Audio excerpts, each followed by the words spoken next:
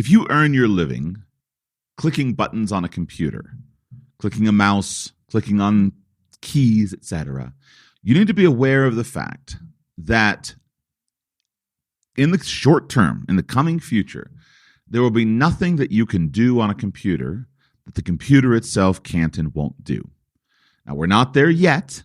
I don't know when we'll be there. I would say probably within a few years. It's coming very, very quickly. The first wave of this is already here with a technology called OpenClaw. And I've been working with OpenClaw, setting it up, playing with it, and I think that this shows us what the future of computing is going to be. This technology, where the computer basically clicks its own buttons, is going to be one of the most transformative things that happens in the modern computing revolution. I want to teach you about it. Sign up today for my new AI Productivity Mastery event. The first session is on February 27. The second session is on March 18. We'll be talking about OpenClaw a month from now. Sign up today. Go to aiforradicals.com, aiforradicals.com, or follow the link in the show notes. It'll forward through to the Escape to Technocracy site. I'm co-hosting this with my friend Gabriel Custodian. And let us teach you how to do this fast. Listen, you've got money. You can afford the tuition for this event. What you don't have is time. You are behind the curve. You are not current with your tools. So spend a little bit of money with us and let us save you time. That is what we offer you. Go to aiforradicals.com, aiforradicals.com. Welcome to Radical Personal Finance. I had an experience in the summer of 2009 that provoked in me a question that I've spent the last decade and a half thinking about. And I believe I have finally come to confidence in my answer to that question. I want to share with you that idea, and you can see if you agree with me. But this is something that has bothered me and I've pondered for a very long time. Let me explain the details. In the summer of 2009, I went to the great city of Milwaukee, Wisconsin for the very first time.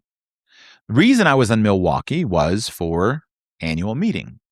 In 2008, I had started working for a company called Northwestern Mutual, selling life insurance, and this was my first annual meeting. Northwestern Mutual every year at that time, I don't know if they still do, but they had a big annual meeting every summer, and then they would have regional meetings in the off summer, whatever. I don't remember when. And I went to Milwaukee, and I had been working for them for 6 or 7 months, something like that. And I was in my early 20s, and I had an astonishing experience. Annual meeting at that time was an impressive affair. They rented out the big basketball stadium in downtown Milwaukee, and it was full of thousands and thousands of financial representatives and staff and employees from all over the United States. And they made a big to-do out of it. Imagine American flags and the whole stadium filled with people and lights and sound and impressive screens, all of the top-notch productions of a big event. And that year, while I was at annual meeting, there was a new president of the company who was being introduced for the very first time as the president of Northwestern Mutual, this vaunted life insurance company that had been around for 50 years, a very old company. And they're introducing him and they're telling about him. His name was John Schlifsky. I still remember it. And he comes up on stage. And as they're giving his bio and talking about who John was and what he had done, they drop this little factoid. They say, John Schlifsky and his wife are the parents of 6 children.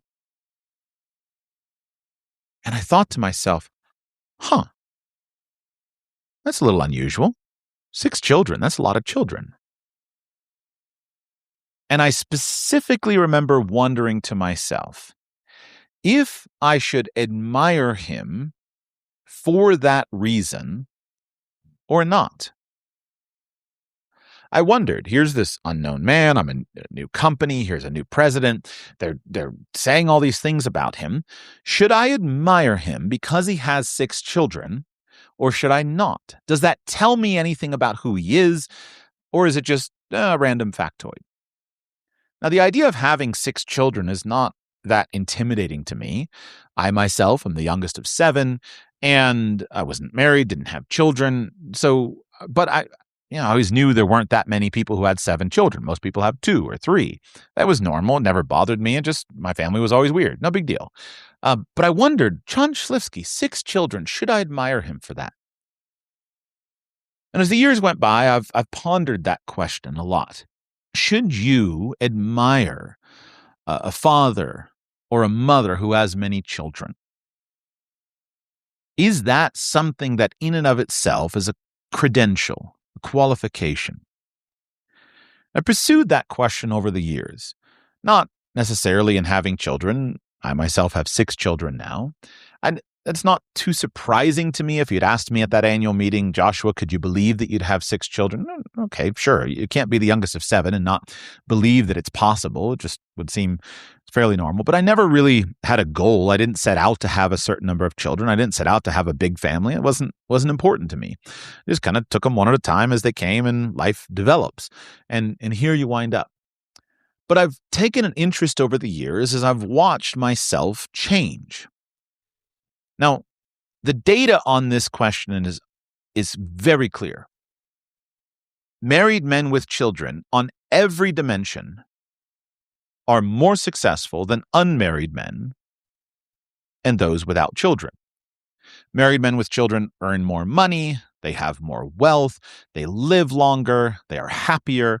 On every dimension, as a class, married men with children are more successful than others who don't have those attributes. The question is that causation or correlation? Are the kind of men who are likely to be successful also the kind of men who are likely to get married and likely to have children? Or my brain just blanked on it. Or are married men the kind of people who are the kind of men who are likely to be more successful, likely to get married and have children? Or does getting married and having children change something in a man? Does it cause him to be successful? That's the fundamental question. Because as you go through life, you can see it from both sides. I think all of us know married men with children who are catastrophic failures, whose lives are a wreck, who have been dashed to pieces on the rocks and the storms of life. On the other hand, I think most of us know single men never married who seem to be just absolute pillars of success. So you can look at the outliers and you can say, well, it didn't seem to work in that case. That guy's a loser, or that guy's a winner, and this feature is not there. But again, the data is clear, and so you wonder about it. Does this say anything? Is there something that happens here? Along the way, I've watched my own experience, getting married, having children, and I've observed myself to try to see, what's different about me. I think one of my unusual skills is that I'm pretty self-aware. Seems to me that I'm more self-aware than other people are. And so I've just monitored myself. I've observed how my feelings change. I've observed these scenarios in life. I also am a good listener. I spend a lot of time listening to people, thinking about what they say, listening to what they say, and listening to what they do. So I've paid attention to this over the years. And as my life has gone on, I have seen how, for me individually, I have been changed by my family life. And I've seen that and I've watched it. And I am now convinced that children are causal factors in a man's success. I believe that a father is richer because of his children, and that it's not just simple correlation. Now, there have been many times in life where I've questioned that. Right now, I find myself wanting to do nothing but work all the time. I would be thrilled if I could get in a 100-hour work week right now, but I can't. I can't do it. Otherwise, everyone around me would suffer. So I get 45 to 50 hours, and I have to make it work in that. So you think, man, wouldn't my life be so much better if I just didn't have this wife that I had to be present for and to love? Wouldn't my life just be better if I didn't have these children that I had to do these things? And I remind myself, no, it wouldn't be. So I want to articulate that for you, and I want to tell you why I think that is the case. There's a whole lot of biological things that I'm fascinated with. Let me start briefly with that. And I was already planning to do this, but this just happened to come across my feed. So there's been some neat videos that have gone viral of young women and men holding new babies. And one of my goals in life is to get some of my babies into as many single men and single women's hands and arms as possible. Because one of the sad things about our society is that given the dearth of children that we experience, a lot of people just never around a baby, and they don't see the pleasure and the joy that babies bring. And so there's been some beautiful videos of some young women. There was this viral video of this Australian girl who was holding her friend's baby, and she said, I never wanted children, and now I want 8 of them. And this is pretty neat. But the same thing happens with men.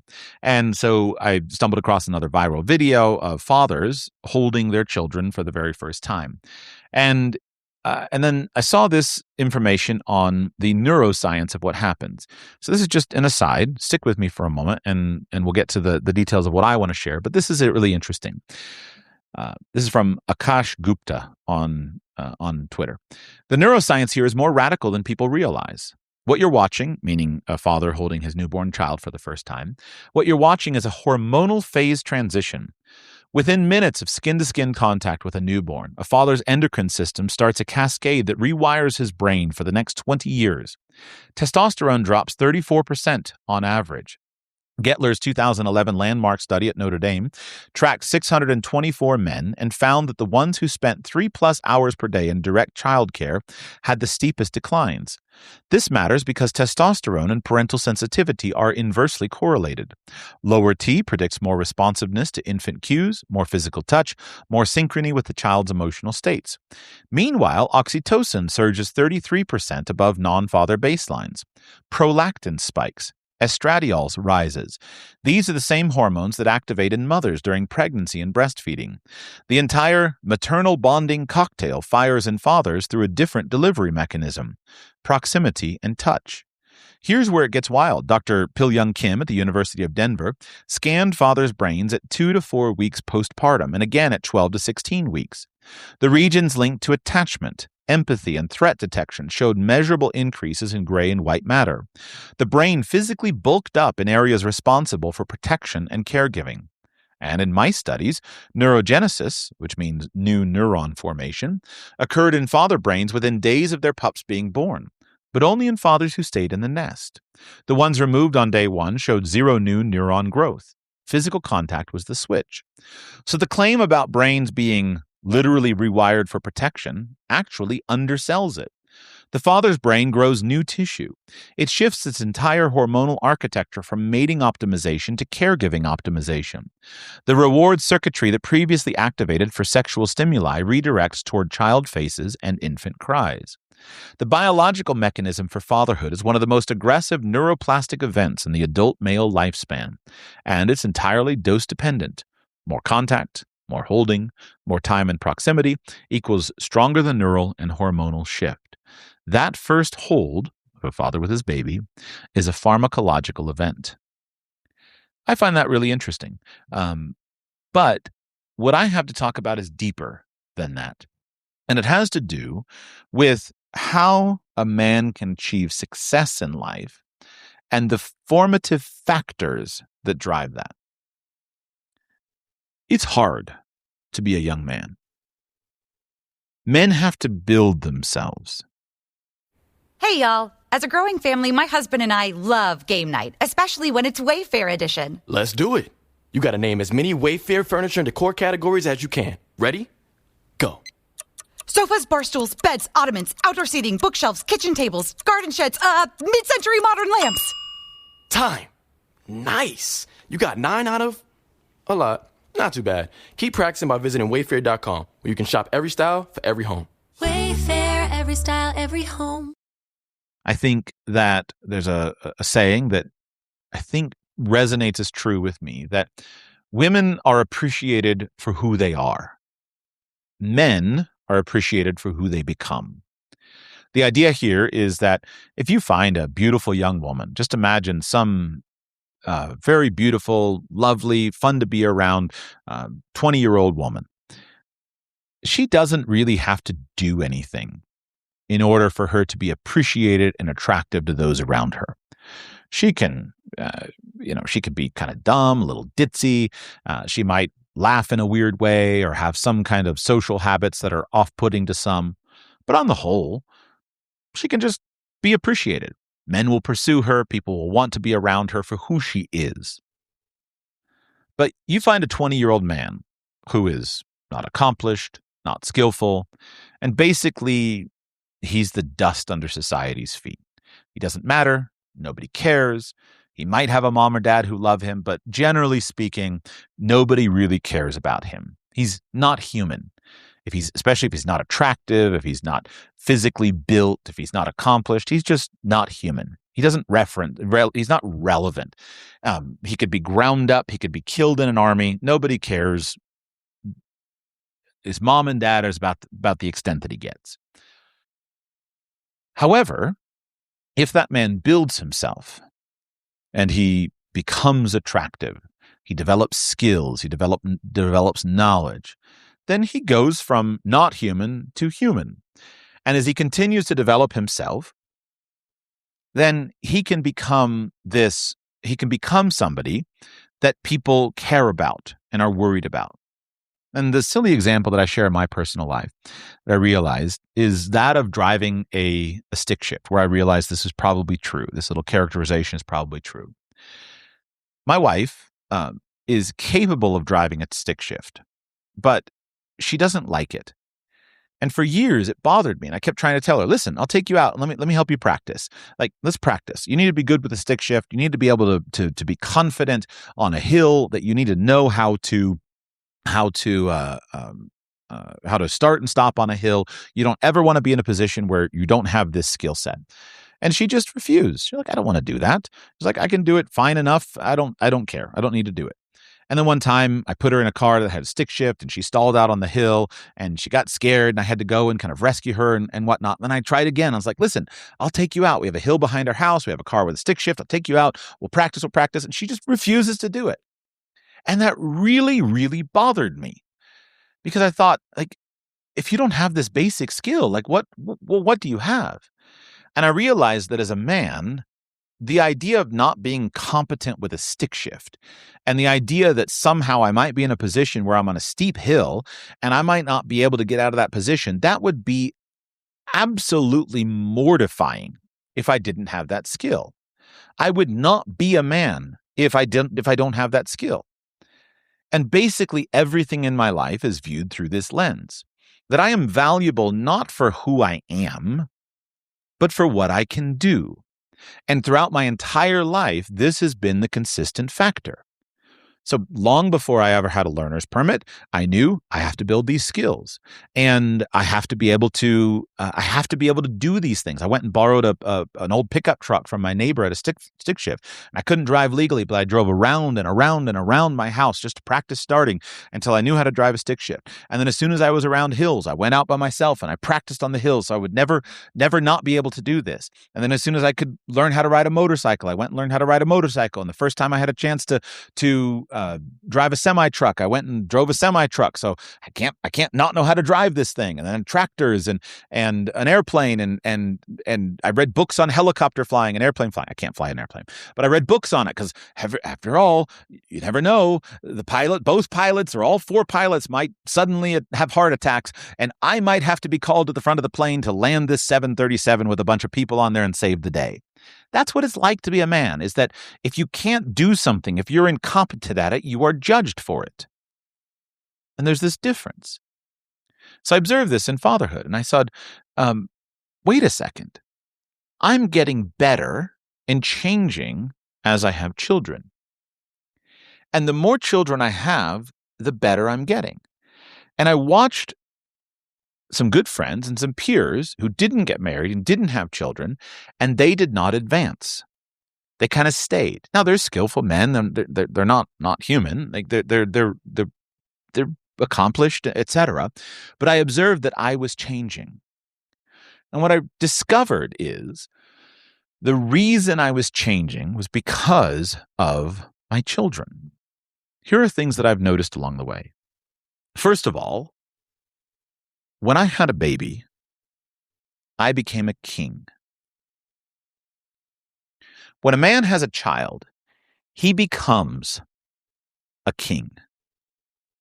Now, that kingdom is very small. It's your house. But you are genuinely a king. You're the king of a castle. And as the king, that comes with all of the duties and the privileges of kingship. And you learn to bear responsibility if you embrace it. You learn to bear responsibility. And what I observed is that I saw year after year after year in my life, and still see today, these increasing levels of skill that were directly attributed to my work as a father. When you mess up as a father and you have a disaster, and you can't blame anybody but yourself, you learn a lesson. So I'll give an example. One time I was driving from a family member's house to another family member's house. It was about a 3-hour drive. And I had a couple of small children in the car, and we didn't have snacks. And the children were cranky, and I didn't have very much money, and I was trying to be frugal, and I didn't have an option except to stop and to spend a bunch of money that was annoying to me because it broke my budget. And I realized, this is my fault. I should have thought ahead. I should have had snacks in the car. I should have been at Costco. And now here I am spending money I didn't want to spend at a restaurant because I didn't plan ahead. And you can't blame anybody. But what you learn, the skill that you develop in that situation is you learn to think ahead. And you'll see this if you go and you find fathers, right? One child stands up and he bangs his head on the table and you learn to cover his head, right? You get whacked in the nose one time by your newborn baby and you learn not to put your nose behind your baby's head. There's just dozens and dozens and dozens of these things that happen. And so you learn to bear responsibility and you realize you can't blame anybody. You can't blame your wife. You can't blame the government. You can't blame anybody, and you've got to fix it. So if your life is going well, you've got to fix these things. You say, all right, Josh, well, that's fine. But what about all those fathers who, who have a child and then that doesn't work and they wind up being kind of worthless guys? Well, that's true. And this is where we get to the point of having many children. If a man has many children in a free society where we're not talking about slavery or a wrong society, in a free society, that is evidence of a man passing a number of consistent tests. The first test that the man passes is that of being able to attract a wife. That's not easy. Half of men in human history have never been able to. Is that true? Excuse me. I don't know if it's half, but a lot of men, half of men in human history have not been able to attract a wife. Forgive me, I don't remember the exact number on that, but I'm conflating being able to have children and attract a wife. So they're probably related. So let's just go with half, right? You could cut out half of the men in society based upon who has a wife and who doesn't, or who has a girlfriend and who doesn't. One of the things that men who are with a lot of women will often report is that women are attracted to a man who has a woman. If you're a loner guy and you are out in the world of dating and you're trying to pick up a girl as a loner guy, it's going to be harder for you than if you're an attractive guy out in the world with an attractive girl on your arm. Ironically, there are pickup artists who will do things like wear a wedding ring as part of their overall strategy to get women attracted to them. If you're a man who is married, if you are prone to flirting, if you're prone to places where people are not respectful of a marriage relationship, it generally is attractive to a lot of women in a way that if you're a single man, you're not. And there are good reasons why. A man who is able to attract a woman has demonstrated that he's more than not human. He is actually someone who is desirable, and that raises his level of desirability in the eyes of other women. So the first benchmark is to attract a woman. And that's hard, especially if the woman is protected by men around her. So to attract a wife in a properly functioning society, a man has to run the gauntlet not only of the woman and her judgment about him and his qualities and his worth, but also the judgment of her father, her mother, her grandfather, her grandmother, her brothers, her sisters, her aunt, her uncle, her friends, her pastor, all of the people in her life he has to pass through, right? Because women are protected and should be being protected by their family members. Because a woman who gives herself over to a man becomes vulnerable. She can kill him in his sleep. He can kill her in her sleep. She's vulnerable. And so the community has to be there. And so as a young man, you run this gauntlet where you have to develop yourself. You have to prove your worth. You have to prove that you're good enough to attract her. You have to pass all of her tests, whatever they are. And then you have to pass through all of her community tests. And you have to be attractive enough where it's not just a one-night stand due to pure lust, but you have to be attractive enough to go through the months and months to arrive at the wedding ceremony, and in sound mind, in front of everyone, you accept one another, and she says yes to you. That automatically puts you in a different category of man than the man who's not able to do that. It's frustrating for the young single men, but it's true. So you have to run that gauntlet. That puts you in a different situation. Now, the next thing that you have to do, and this is implied in marriage, but the next thing that you have to do is you have to persuade this woman to put herself into a uniquely vulnerable state and to bear your child. Women in childbirth and after are vulnerable for the rest of their lives because they have a baby and they have your baby. And so she's not going to have all of the options after having your baby that she has before. And so she has to trust you enough to bear your baby and has to be confident in you. Now, let's say that happens one time. Based upon the experience that she has, that will drive whether or not she's willing to do that again. And in order as a man to persuade your wife to have another baby, you have to become skilled at providing the kind of environment where she is happy, where she is content, where she's provided for. And this just gets more and more intense. You have to earn more money. You have to provide more security. Now, most couples throughout most of human history have what today we would call unintended babies. Well, not unintended, right? Husbands and wives have sex and sex creates babies. But in today's world, especially in today's world, with the easy availability of various forms of birth control, for a woman to have multiple babies indicates that she is confident in who this man is. And that confidence is not something that can be faked. It's not a resume and an interview. Rather, it's 6 years of working side by side and building things. And the pressure gets more and more intense, right? 1 baby to 2, 2 babies to 3, 3 babies to 4. The difficulty gets more significant every single time. And the man has to adapt. The woman has her time split more. He has to fix things. He has to build better systems. He has to provide more for her. He has to do this again and again and again. And if at any point in time that woman is feeling insecure, she will stop having children. The classic case, or the classic story, the classic word of wisdom, I guess, parable, aphorism, the statement, I don't know. The classic thing that people say is that women control access to sex and men control access to relationships. I think there's a significant truth in that. right? So if a man has entered into a relationship, right, we could flip this. There's all kinds of things we could say from the other perspective. That's not my goal for today. But if a man is in a relationship, in a marriage relationship, even in the context of marriage relationship, the woman still controls access to sex and all of its ensuing results. A man who has more children is doing something right for this woman. Now, there have been, in my experience, there are a number of people that I have known where the something right was just that he was a hunk and whatever. They just had a very passionate life. But you don't get to 3 children, 4 children, 5 children, 6 children, and on. You don't get there if you're not improving those skills.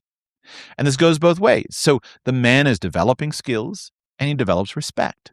One of the things I noticed about myself is that I increasingly stopped caring what anybody thought or said about me as I had more children. When I was younger, I cared a lot about what people said about me, what people thought about me. I was very sensitive to those factors.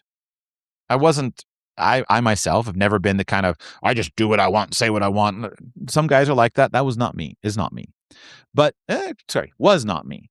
But increasingly, as things got older, that belief that my wife has in me, that belief and that adoration that my children have for me gives me something to live up to. Why would I care about what this person says when I know that I have a woman and children who adore me?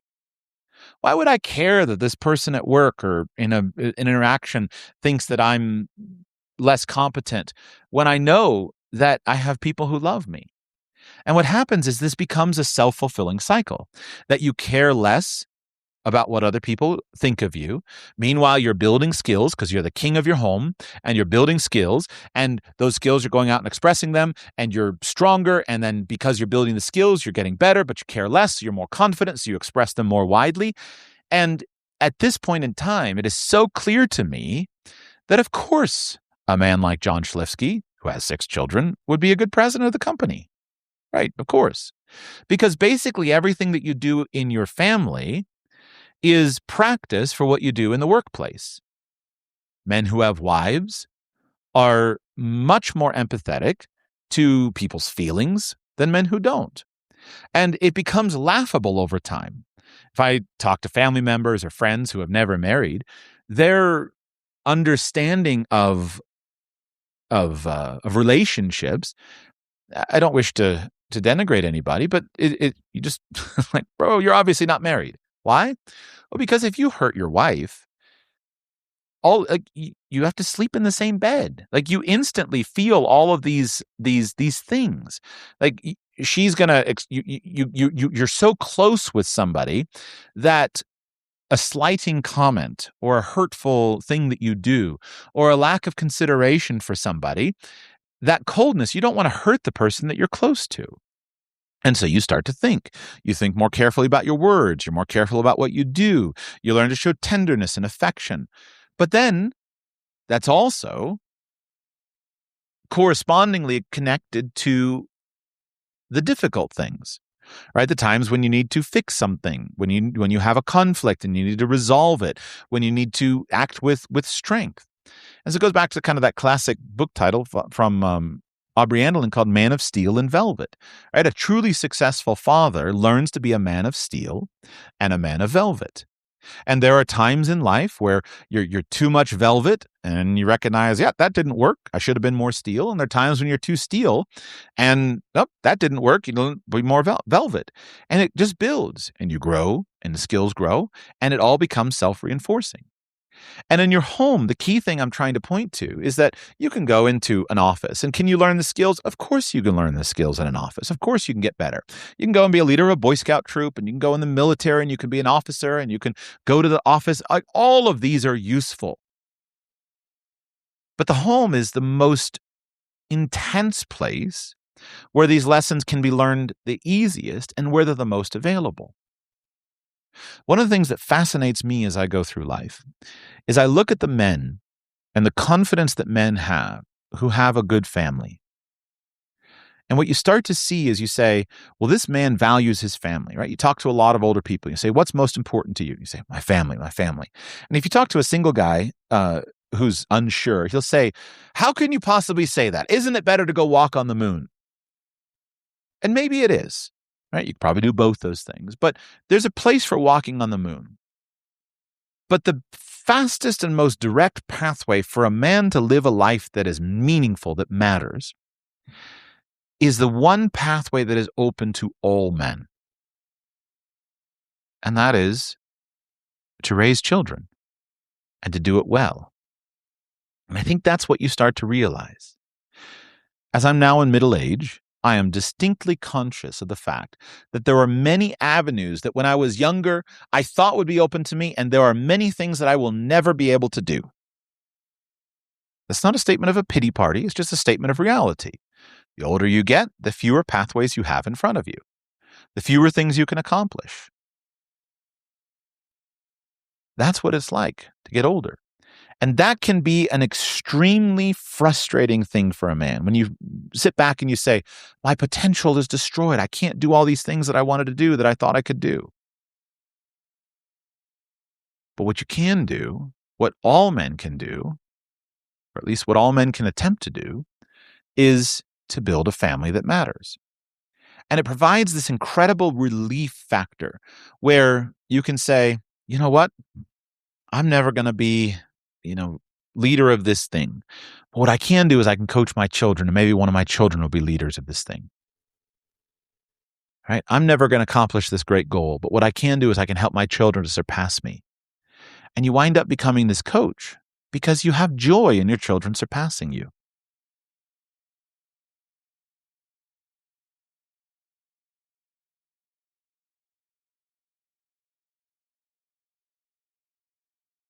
There's a lot more that could be said. I'm not sure how deep to go. What I want to say is simply this, that if you embrace the skill set of caring for one person, your wife, and then one more person, your child, and then as many children as you may have. If you do that well, you have a practice lab for the skills of success in all areas of life. One of my frameworks or heuristics that I really care about is that of embracing responsibility.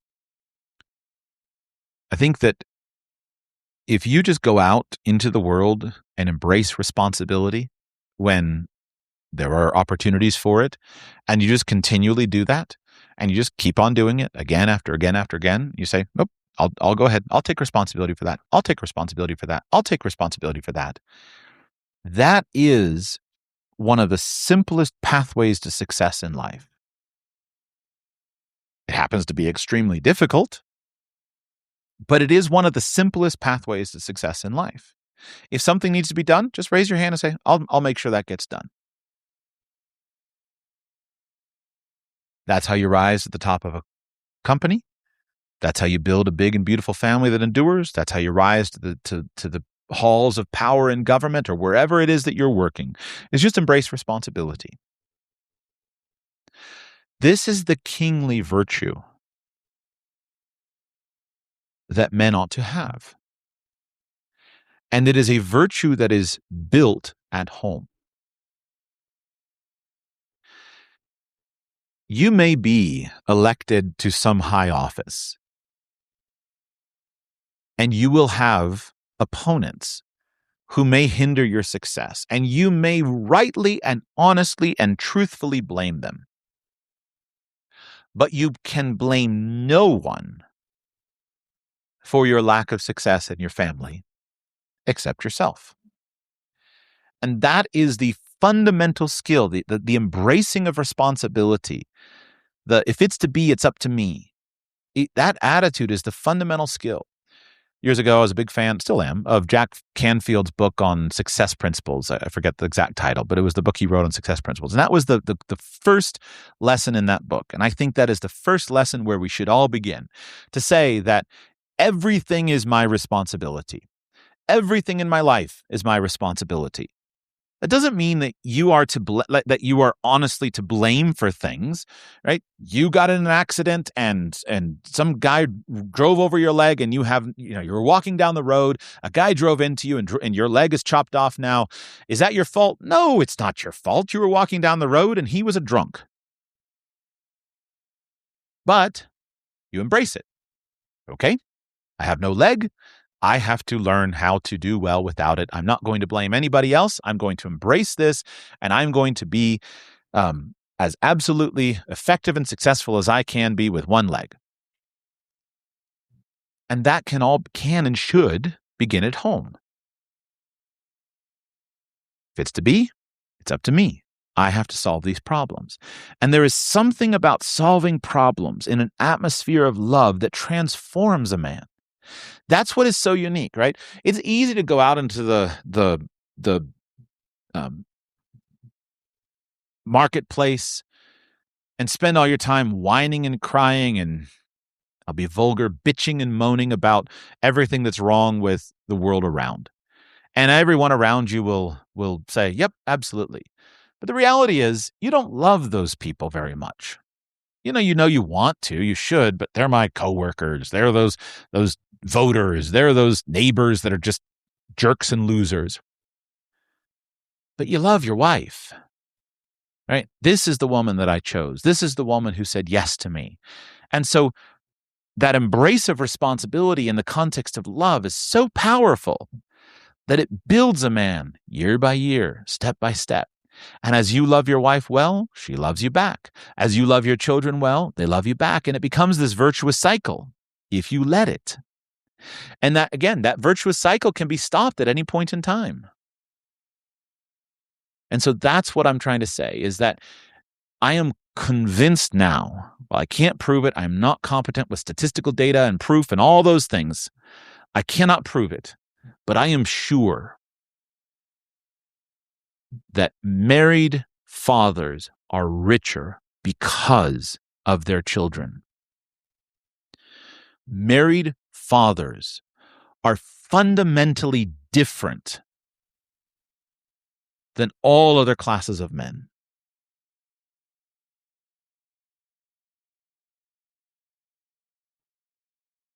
Ironically, if that's true, there are implications of that I'm not sure what to do with.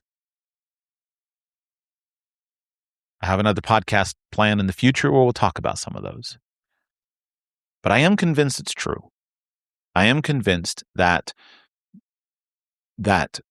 I, as a man, am a much greater man because of my wife and children's influence on me than anything else. It is such a powerful thing to experience those emotions in miniature, to experience the emotion of kingship, to experience the responsibility and the weight of leadership, to experience the love and the adoration of your children, the fact that at a certain age you can do no wrong. What a thing. What a powerful psychological thing. I don't have a lot of application of this. I guess I have a couple things, I should say. I think we should take these things into account, right? In the New Testament, all of a man's qualifications for ministry are based upon his qualifications as a husband and as a father. If you're in a church, right, and you're vetting an elder or a leader, all of his qualifications are not, right, certificates and degrees. They are go into his home, sit down with his family, talk to his children, and find out who he is at home. That's it. And when that is followed, you wind up with great leaders in a church. When that is not followed, you wind up with catastrophe. I'm pretty sure we should apply that more generally. I'm pretty sure we should apply that to politicians. Don't know how, right? How do you go and do that? But I'm pretty sure you should apply that. I'm pretty sure we should apply that to boards of directors, leaders at a company. you should find something, you should find some way to get a report of how a man does in his own home. Because we are who we are. If you lead a home well, you're going to lead a company with the same spirit. It's not to say you're going to be the most successful CEO, of course not, but you're going to lead it with the same spirit. There's going to be an integrity, a virtue about you. And on the whole, that virtue will pay off. There are lessons that can only be learned over years and only in these difficult, intimate environments that build year after year. And we should pay attention to that. I don't think that this is perfect as a qualification, nor do I think that this is exclusive as a qualification. There are many people who will never marry. There are many people who will never have children. And people who will not marry or who don't have children are not less valuable as human beings. They are human beings and they deserve respect, and a society should make way for them. We should support people. There are many people who make these decisions or in these circumstances for honorable and virtuous reasons. And so we shouldn't have different classes of people from a value perspective, from a meaning perspective. But there are many circumstances in which you need people of a certain character. And that character needs to be proven out. And it may be possible to have a group of aggressive single young men who have never been married and to have a man proceed up through the ranks within a military order. And that man may never marry and may be an incredible giant of a man. I just recently read a book about Jean de la Valette, of the Grand Master of the Knights of Malta during the siege of 1565. What an incredible guy that guy was. An astonishing story. An incredible story. He took the vow into his Catholic order when he was 20 years old.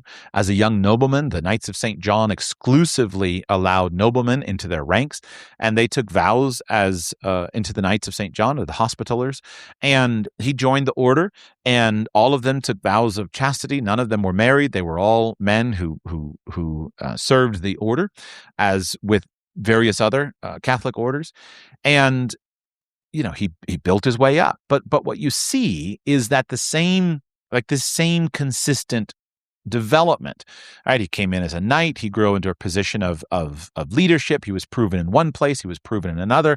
And then when he was, I think, 72, he was Grand Master of the Knights of St. John, based in Malta. And he built an army that withstood the most massive disparity of armed conflict. I don't want to say ever, because I'm not knowledgeable enough to say that, but it was astonishing. The Muslim Turks came with something like 60 to 70,000 men, and he had, depending on how they're counted, right, 7,000. He had, I think, hundreds of knights and some thousands of soldiers, and they withstood the siege. It was unbelievable. And his leadership ability was the key factor in making it through. There were a variety of fortunate circumstances they were in. I think a couple of genuine miracles that they experienced, but they withstood an attack. But the point is that he was proven over time. And so you can be a single man and be proven over time. You can be a single woman and perform amazing work. But the exceptions are not things that we should pursue, because if they do, we stop existing as human beings and our people disappear from the earth.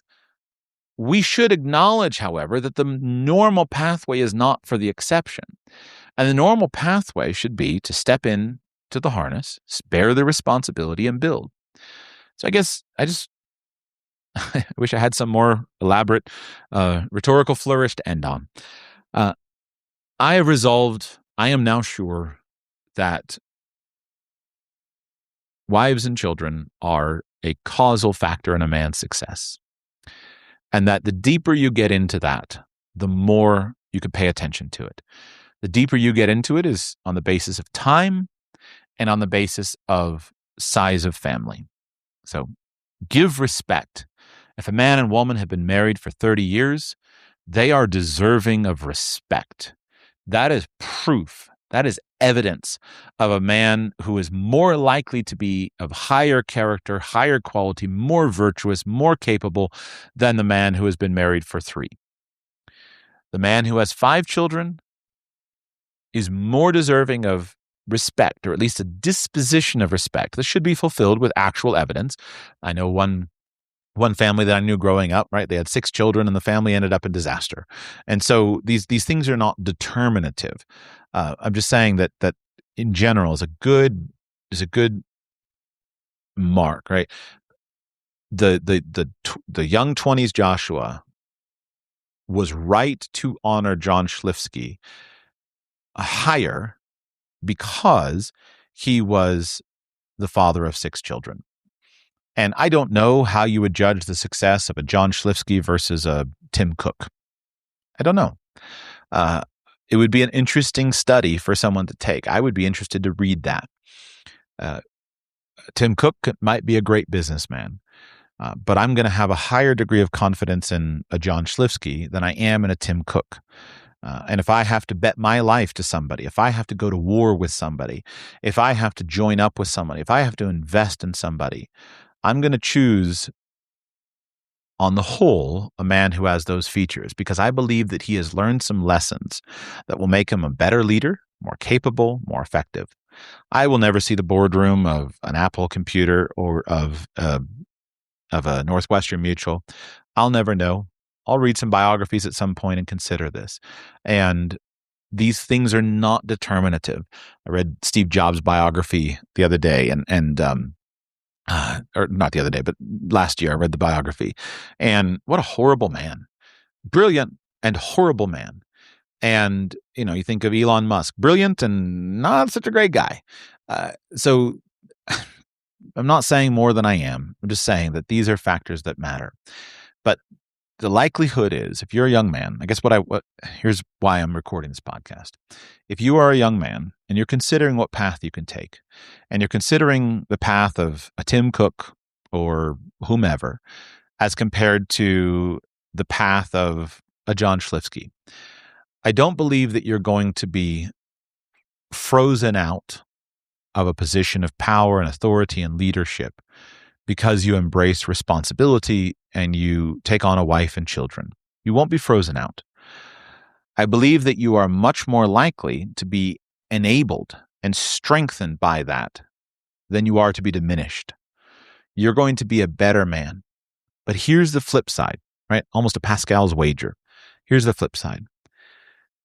Chances are that your name will never be known in society. Chances are that your name and my name will be lost to the annals of history and never show up in a newspaper and never show up in public. But if you have a wife who adores you and children who love you, and if you have lived an honorable life, though imperfect, we are all imperfect, but if you have lived an honorable and virtuous life as a husband and father, at the end of your days, you're going to be satisfied by that. The fame will elude you. The money will flee. But when you're an old man and you sit back in your son's living room playing with your grandson, you're going to be happy about that. You're going to be proud about that. And there's very strong evidence that the fact that you're in your son's living room and the fact that your grandson is there on your knee, that also means that your 401k balance will probably be somewhat fat, that you'll be healthy, healthier than the others are, and that life will have worked out pretty well for you. If you embrace these things and you just let the circumstances mold you and you pay attention to them, it can do an amazing work in you. Thank you for listening. I'll be back with you very soon.